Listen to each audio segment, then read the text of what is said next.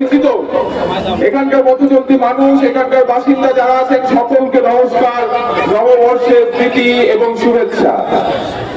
বেশি কথা সময় আপনাদের নেব না, যেটুকু বলার সেটুকু হলো আজকে 23শে এপ্রিল, আজ থেকে 3-4 দিন বাকি আছে। 3-4 দিন পর আমরা ঠিক করবো আগামী 5টা বছর আমাদের রাজ্য কোন দিকে চলবে। আমাদের রাজ্যবাসীর ভাগ্য আমরা ওই লুটেরাদের হাতে তুলে দিব নাকি ওই দাঙ্গাবাজদের হাতে তুলে দিব, সেটা আমাদের ঠিক করতে হবে। নাকি আমার সেই লাল ঝান্ডা বামফ্রন্ট, যেই বামফ্রন্ট সাধারণ মানুষের সহযোগিতা নিয়ে, যেই বাম শক্তিগুলো সাধারণ মানুষের সহযোগিতা নিয়ে 34 বছর ধরে বাংলাকে গড়ে তুলেছিল, এই 15 বছর ধরে যে বাংলায় তৃণমূল আর বিজেপির অপশাসনে যে রাত্রি শাসন চলছে, নাকি ওই 23 তারিখ আমরা দেখিয়ে দেব যে ওই রাত্রির শাসন শেষ।